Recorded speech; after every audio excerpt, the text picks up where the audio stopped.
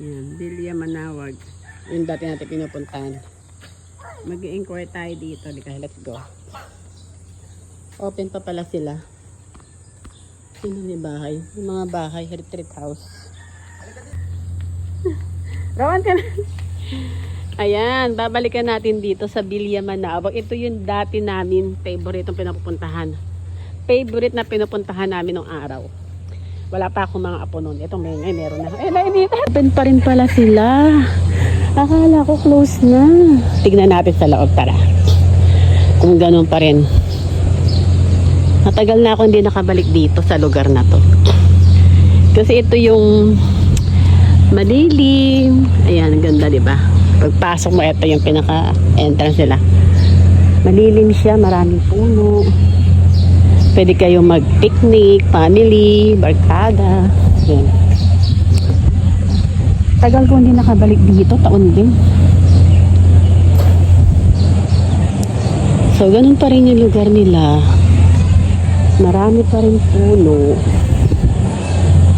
Tapos, meron silang ilang swimming pool. Ayan yung apo kong makulit, oh. Ang bilis tumakbo. Dali, sasama natin si Primo dito. Pupunta tayo ni Primo. Iiwan natin sila. O, yan. Pag gusto mong mag-relax.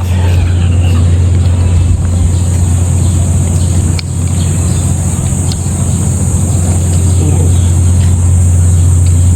Tignan natin yung mga pool. Dito kasi hindi siya maraming tao. Saka malapit lang to. Dito lang to sa Bulacan.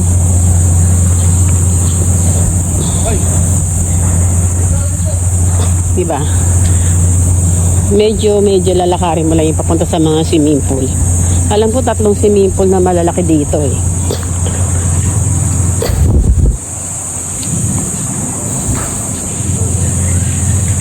Tingnan natin ito sa dulo.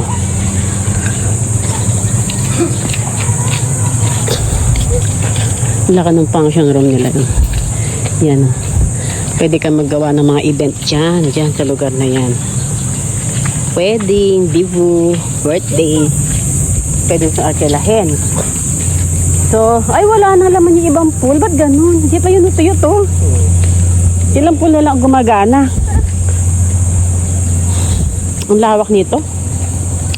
Dati nanguha pa kami ng mangga dito eh. Parang isang lang yata. No, hindi na gumagana yung ibang. Ito sa unang hindi na gumagana. Wala nang laman.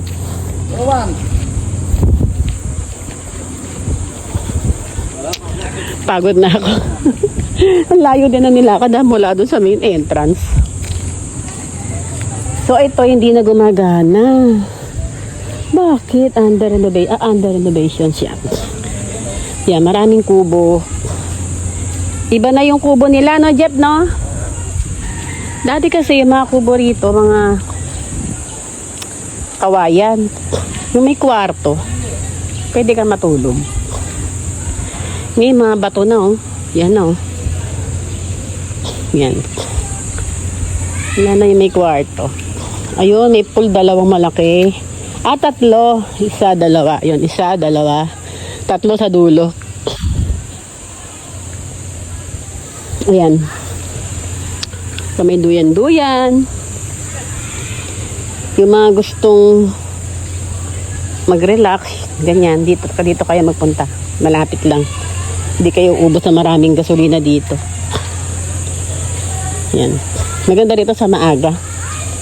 Ba't maaga dito na kayo para hindi gano'ng mainit. Tapos hanggang hapon na kayo. Ayan, ayan swimming pool nila, oh. Ayan, oh. Naalala ko doon naliligo si nanay. Mga tiyahin ko nung araw yan, oh. Buhay pa si nanay nun. Dinala ko dito. Ayan. Oo, wala na yung mga kubo na pwede kang matulog. Open cottage na sila ngayon.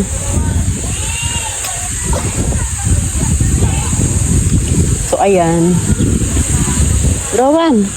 Si Rowan takbo ng takbo. Diba, ligo? Punta tayo dito ni mama. Lawak nito, oh. Ayun na, may kiddie pool, oh. Ayun na, may kiddie pool sa dulo. Ayun, kiddie pool nila. Kaya kami. Ang pawis mo na, dali. I-video natin yung malaking pool. Meron pa pala. Dapat dito ka. Dito ka mag... dito ka. Natapa ka na. Dito ka magkukubo pagka dito mas malapit. Dito. Bakit natin kay mama. Dito tayo. Ayan. Dito ka dapat magkakatid para malapit ka sa pool. Ayun. Okay. Hanggang dito lang yung pool nila. Hanggang dulo. So, ayan na siya. Muntat office galing din dito dati. Buhay pa si Kuya Richard. Yan. Tatanong natin ngayon doon sa main entrance. Kung magkano na sila.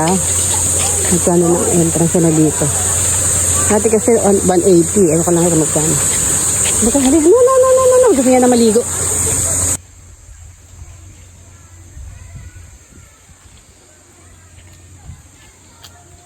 Yan. So, ayan. Dito po tayo ngayon sa Villa Manawag. Yan. Welcome to Villa Manawag.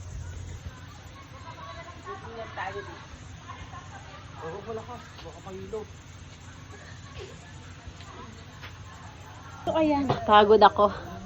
Medyo malayo-layo din nilakad natin, ha. So, ayan. Yung mga gusto mag-inquire dito. Dito lang po yan sa Villa Manawag Resort sa Bulacan. Tenduyan. Yung bata, naglalakad-lakad. Gustong-gusto niya maglakad.